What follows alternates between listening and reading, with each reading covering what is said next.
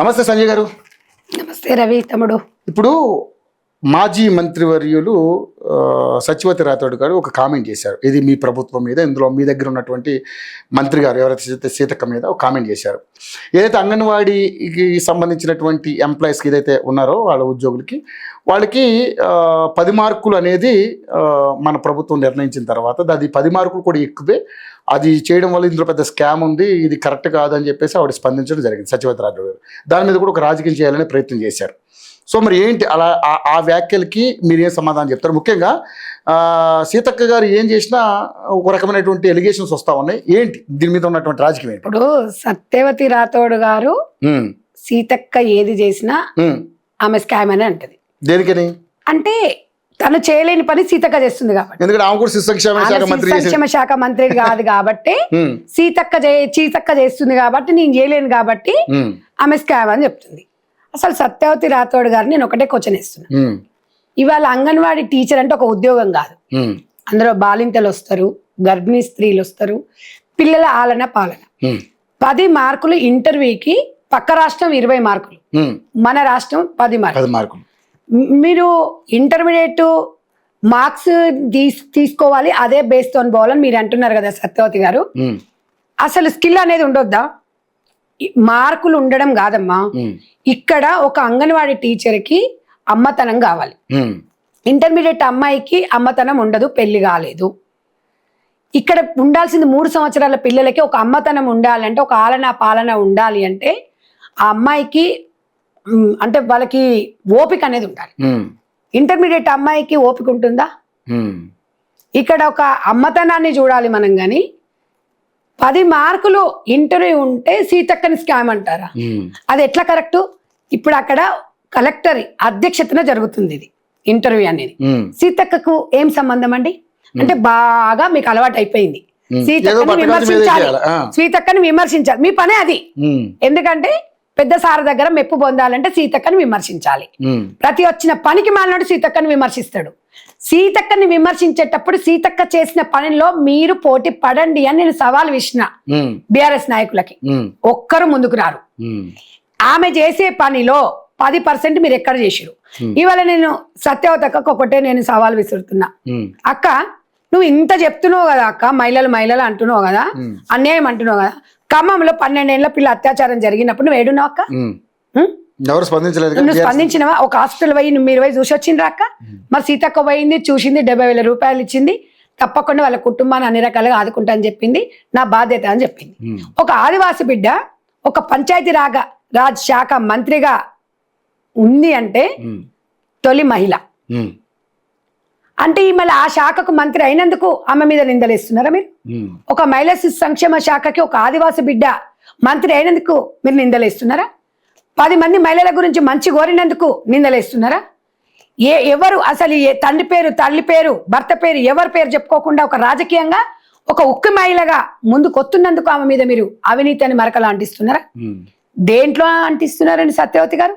మీరు సత్యవతి రాథోడ్ గారు మీరు మంత్రిగా ఉన్నప్పుడు 15,000 ఉద్యోగాలు ఇస్తా అని చెప్పి ఎందుకు ఇవ్వకుండా వెళ్ళిపోయారు మీరు?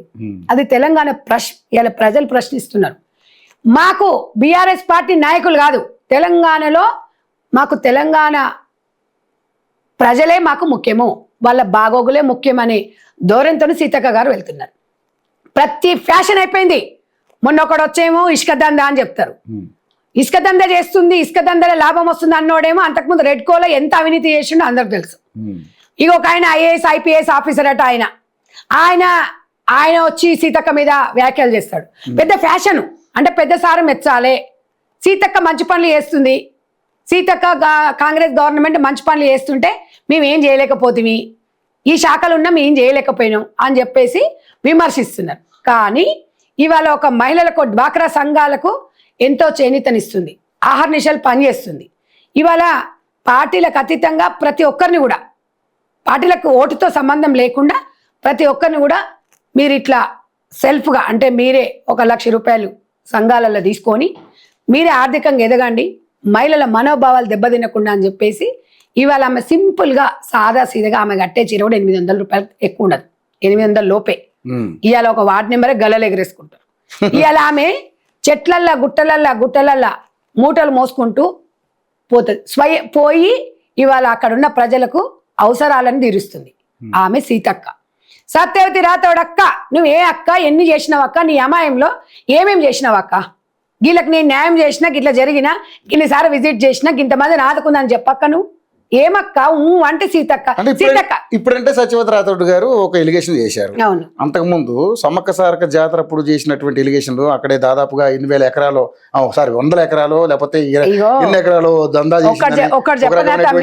ఈ మధ్య కాలంలో సీతక్క గారి మీద వస్తున్నటువంటి అవినీతి మరకలు ఎందుకు అనంటే సీతక్క గారు ఒక ఉక్కు మహిళగా తెలంగాణ రాష్ట్రంలో దూసుకుపోతుంది కాబట్టి ఏదో ఒకటి పళ్ళున చెట్టుకే రాళ్ళంటారు కదా, ఏదో ఒకటి చేయాలి. ఎవరు చేయలేని పని ఇలా మొగోడు కూడా చేయలేడండి. ఆ రకంగా ఆమె ఆహార నిశలు పనిచేస్తుంది. నిజంగా నేను చెప్తున్నా, నేను దగ్గరుండి చూసినా కదా, నేను తిండి లేదు తిప్పలేదు, తిరుగుతూనే ఉంది, చేస్తూనే ఉంది. పిల్లలన్నీ స్వయంగా హాస్టల్స్ తనిఖీ చేసేటప్పుడు బాత్రూమ్లలో పోయి కూడా చూస్తుంది. అంటే వీళ్ళ మొఖాలకి నేను చూసినా ఏసీ రూమ్ చేస్తున్నారు అనుకుందాం. అవును, వీడియోలు తీయించుకుని రీల్స్ లో ఫేమస్. వినండి, వీడియో తీయించుకొని అని కాదు, ప్రతి ఒక్కరి దగ్గర స్మార్ట్ ఫోన్ ఉంది. నువ్వు మంచి పని చేస్తున్నావు, మరి నువ్వు నన్ను ఎందుకు పిలిచినావు? వీడికి ఏదో నేను న్యాయం చేస్తానే కదా నన్ను నువ్వు పిలిచినావు. మరి మంచి పని చేసినప్పుడు 10 మంది వీడియోలు పెడుతున్నప్పుడు తప్పే ఉంది, తప్పే ఉంది.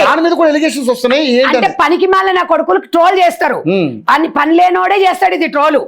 100% ఆమె చేసే పని 100% సోషల్ మీడియాలలో మారుమ్రోగాలి. ఎందుకు అనంటే ఆమె చేసే పని 10 మందిని ఆదర్శంగా తీసుకోవాలి. వీళ్ళు అట్లా ఉండదు, ఎందుకంటే మనం చెయ్యం కదా, మనం చెయ్యం, ఇంకోటి చెయ్యొద్దు, అమ్మ పెట్టదు అడుకోనియదు.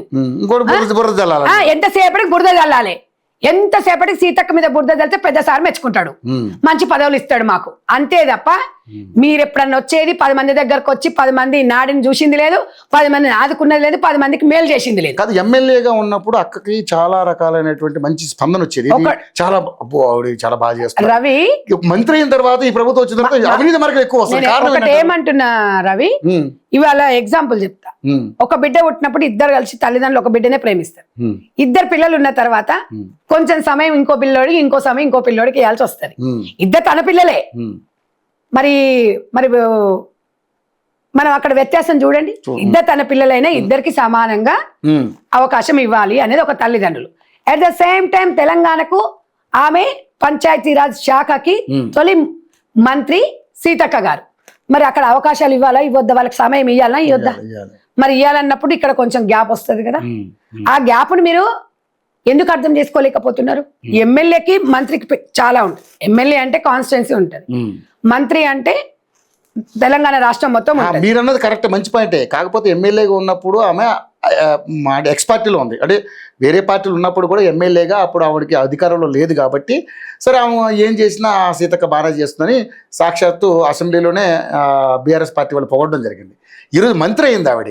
మంత్రి అయిన తర్వాత అవినీతి మరకలు వస్తున్నాయి, దీని మీద ఎందుకు వస్తున్నాయి అంటున్నారు. చెప్పనా, ఇవాళ సీతక్క మంత్రి అవుతుందని వాళ్ళు ఊహించలే. 2 శాఖలకు ఆమె న్యాయంగా చేస్తుంది కాబట్టి ఇంకా మేము ఏం చేయాలి, ఇంకా ఏం లేవు, అన్ని సీతక్క చేస్తుంది అంటే ఏం చేయాలి, బట్ట కలిసి మీద వేయాలి అంతే తప్ప సీతక్కతో నేను ఒకటే చెప్తున్నా, సీతక్క చేసిన పనిలో మీరు పోటీ పడండి. మీరు ఉట్టి మాటలు మాట్లాడడం టైం వేస్ట్ మీకు. నేను అనేది ఏంటంటే ప్రజాస్వామ్యంలో ప్రజల వద్దకు మీరు వెళ్ళండి. ఆమె ప్రజల వద్దకు వెళ్తుంది. ఇక్కడ సంక్షేమ పథకాలు, ఇక్కడ ఈ రోజు ఇక్కడ మీటింగ్ పెడుతుంది, ఈ రోజు ఇక్కడ అంటది, ఇంకో రోజు ఇంకో జిల్లా అంటది. ఏ టైం దొరికినా ములుగు ప్రజలకు అంకితం. కాకపోతే ఈ మధ్య సీతక్కతో పాటు వాళ్ళ పిఏ మీద కానీ వాళ్ళ కొడుకు మీద కానీ అవినీతి మరకలు, ఇసుక దందాలు చేస్తున్నారు, రకరకాల మాటలు. నైనా ఒకటి, సీతమ్మ వారి మీదనే నిందలేసిరు, సీతక్క ఎంత చెప్పండి, అవునా కదా? సో నేను అనేది ఏంటంటే ఎప్పుడైనా పళ్ళున్న చెట్టుకు రాలేస్తారు. అది పెద్దగా సీతక్క ఎప్పుడు అంటే నిప్పు లేని పొగ అనేది వీళ్ళు అమ్మ నిప్పు లేకుండా కూడా వీళ్ళు ఆడ తీసుకొచ్చి కూడా పొగ పెడతారు. ఎందుకు అని అంటే వాళ్ళకి వేరే పని లేదు కదా. వేరే పని ఉంటేనేమో విమర్శించరు. మరి నేను సీతక్క శాఖ మీదనే కోడిగుడ్డు మీద ఈకలు ఎందుకు బిక్తురు వీళ్ళు? మీ నాయకులు గతంలో ఎంత అవినీతి చేసిర్రు. మరి సరే సీతక్క చేయలేని పని మీరు చేసి చూపించండి. మీరు ఎందుకు చేయలేదు? ఇప్పుడు పక్క రాష్ట్రంలో ఇంటర్వ్యూలో 20 మార్క్స్ మరి మన దగ్గర 10 మార్కులు అంటే దాంట్లో సీతక్కకు అవినీతికి ఎక్కడన్నా ఉందా? ఈ నియమ నిబంధనలు ఇవాళ అనాథలకు 10 మార్క్స్ సడలిం, ఇక్కడ వితంతులకు 5%, అవును. ఇవన్నీ చేస్తున్నప్పుడు ఒక నీకు స్కిల్ అనేది ఇప్పుడు నీలో ఉండాలి, స్కిల్ ఉండకపోతే టాలెంట్ ఉండాలి. టాలెంట్ లేకపోతే పిల్లలకి ఎట్లా చదువు చెప్తాం, పిల్లల్ని ఎట్లా ఆదరిస్తాం, పిల్లల్ని ఎట్లా పోషిస్తాం, పిల్లల్ని ఎట్లా హక్కునే చేర్చుకుంటాము. ఓపిక అనేది మన ఇద్దరు పిల్లల తల్లి ఈ లోపల ఓపిక ఎక్కువ ఉండాలి. ఓపిక ఉండాలి. అంగన్వాడీ టీచర్ ఓపిక ఉండాలనే స్కిల్ గురించి పెట్టిండ్రు. వీళ్ళు ఓడ్చుకోలేక సీతక్క ఏడ దొరుకుతాడా వీళ్ళు పెద్ద తెల్ల వెలగబెట్టినట్టు ఇదేదో పెద్ద వీళ్ళు చేసిరట. మన మాజీగా ఉండగా కాదు, ప్రజలలో ఉండాలి. మన ప్రెస్ మీట్లలో కాదు ఉండి ఎప్పుడు చూడు ట్రోల్ కావాలి. అరే ఒక మహిళ ఆర్థికంగా ఎదగాలి, ఒక మహిళ రాజకీయాలు ఎదగాలని నేను ఎన్నోసార్లు చెప్పినా, కానీ ఒక మహిళకు శత్రులాగా తయారవుతున్నారు. మీరు కూడా ఆమె కన్నా ఎక్కువ మెరుగుగా చేయాలనేది ముందుకెళ్ళండి. ప్రతిసారి ఆమె మాట తీయండి, సీతక్క మాట తీయండి, నిద్ర పట్టరు, వాళ్ళకు తిండి నోట్లకు పోదు. ఒక్కటే చెప్తున్నా నేను, ఒక వ్యక్తి శక్తిలాగా పనిచేస్తుంది సీతక్క. Simple city. అరే ఒక మనిషి ఈ రోజు ఇంత కష్టపడుతుంటే ఎందుకు మీరు అంట్లా మగోడికి ధీటుగా చేస్తున్నప్పుడు ఎందుకు ఓర్చుకుంటలేరు మీరు? మీరు చెప్పేది ఏంటంటే ప్రజలలో ఉండి సత్యవతక్క ఇంతమందిని ఆదుకుంది, ఇంతమందిని పోయి పరామర్శించింది, ఇంతమందికి ఇది చేస్తుంది, ఈమె రాజకీయాలలో ఉంది, తండ్రి పేరు తల్లి పేరు చెప్పుకోకుండా వెనక బ్యాక్గ్రౌండ్ లేకుండా వచ్చిందామా? మరి సీతక్క వచ్చింది. ఆమె గండ్ల పోటీ పడురి. ఇప్పుడు వర్షాలల్లో ఇంత నోతు నీళ్ళు వస్తాయి, గోషి కట్టుకొని పోతుంది. ఏమని కట్టుకోమని గోషి? నేను అనేది ఏం చెప్తున్నా, ఇలా ఒక మొత్తం ఇట్లా సింగులు చెప్తుంది అక్క, ఇట్లా స్టైల్ గా ఇట్లా ఈలలాగా ఏమన్నా ఉంటదా? సింపుల్ గా ముఖాన్ని పౌడర్ కూడా అయ్యదు. అరే గింత ఓర్చుకోరా మీరు? గింత ఓర్చుకోకుండా ఆమె చేసే పనుల మీద నాకు ఎందుకు, నేను ఇంత అక్క అన్నప్పుడు ఎందుకు స్పందిస్తా అంటే, నేను ఆమెను ఆదర్శంగా తీసుకున్నా. ఒక ఉక్కు మహిళ ఆమె టీడీపీలో ఉన్నప్పుడు కానీ, ఆమె గతంలో ఎక్కడున్నా కూడా ఆమె జీవిత చరిత్రని నేను, ఆమె జీవితాన్ని నేను ఒక ఆదర్శంగా తీసుకుంటా. మంచిని తీసుకుంటా. ఆమె చెడు ఎవరికి చేయలేదు, కానీ ఇవాళ మనం ఆమె గురించి ఒక మంచిగా చెప్పుకోవాలి. ఇవాళ పార్టీలో ఖచ్చితంగా సీతక్క అంటే ఇష్టపడతారు. సీతక్క అంటే చాలా అసలు ఆమె ప్రమాణ స్వీకారం స్టేజ్ మీదకి పిలిచినప్పుడు కానీ ఆ స్పందన, మరి మా సత్యవతక్క పేరు పిలిస్తే ఓళ్ళు పడతారు. అసలు సత్యవతక్క అంటే ఎవరో తెలియదు చాలా మందికి. ఎందుకక్క విమర్శలు ఎందుకు చేస్తున్నారు అక్క? ఒక మహిళ అవినీతి చేసి నువ్వు నిరూపించేసి ఇగో గిట్ల చేసిరని చెప్పి నువ్వు వచ్చి నలుగురు మెచ్చాలక్క. మన ఉట్టినే కాదు, గీడ జరిగింది అని చెప్పాలి. ఉట్టినే నాలుగుంది కదా అని ఇష్టం వచ్చినట్టు మాట్లాడడం కాదు, ప్రెస్ మీట్ పెట్టడం కాదు. ప్రజలలో తిరుగుదాం రండి. ఏ విషయంలో స్పందించరు. సీతక్క అంటే ఊరుకొస్తారు. సీతక్క శాఖల ఏదన్నా నోటిఫికేషన్లు పడ్డాయా అంటే ఊరుకొస్తారు. సీతక్క ప్రజల మనిషి. మీరెన్నన్నా మీరేమన్నా అనుకోండి, నీటి బుడగలు లాంటి వాళ్ళు మీరు, అంతే తప్ప ప్రజలు తరిమి కొట్టారు బీఆర్ఎస్ పార్టీని. ఎందుకంటే కాంగ్రెస్ పార్టీ ఇవాళ రేవంత్ రెడ్డి గారు ప్రజల మహిళల సంక్షేమం కోసం పనిచేస్తున్నారు కాబట్టి ఇవాళ మా మీద అవాక్కు చెవాక్కులు చేస్తున్నారు. అంతే తప్ప ఇలా తెలంగాణ బిడ్డ, ఆదివాసి బిడ్డ, ప్రజలు మెచ్చిన బిడ్డ, అందరికి అన్నలకి తమ్ముళ్ళకి సీతక్కగా ముందుకు పోతుంది కాబట్టి ఓర్చుకోలేకపోతున్నారు తప్ప తెలంగాణ ప్రజలను మీరు గమనించండి. ఒక వ్యక్తి ఒక శక్తిగా ఏ రకంగా పనిచేస్తుంది అనేది మనం గమనించాలి. మస్తు అనేటోళ్ళు అంటుంటారు, వెనకంగా ఎల్లిపాయ పొట్టి వెళ్ళిపోతుండే, వెనకంగా ఏనుగులు ఎత్తుకుపోతుంటే ఎవడు ఏమన్నాడండి? ముందలకెళ్ళి మొత్తం ఎల్లిపాయ పొట్టి పోతున్నా ఎల్లిపాయ పొట్టి పోయింది అన్నారంట. అట్లా ఉంది సత్యవతమ్మ తీరు. ఒక్కడే గుర్తుపెట్టుకో అక్క, రాజకీయాలు ఎవరికి శాశ్వతం కాదని చెప్తుంది సీతక్క, పదవులు ఎవరికి శాశ్వతం కాదని చెప్తుంది. ఎన్ని రోజులు ఉన్నాము, ఎంతమందికి ఏం చేసినాం అనేదే శాశ్వతం అని చెప్తారు. మీరు అట్లా ఆదర్శంగా తీసుకొని ముందుకెళ్ళండి. ఇంకొకసారి మీరు సీతక్క గారి మీద విమర్శలు చేసేటప్పుడు ఆధారాలు తీసుకొని రండి, ఉట్టి మాటలు మాట్లాడొద్దు.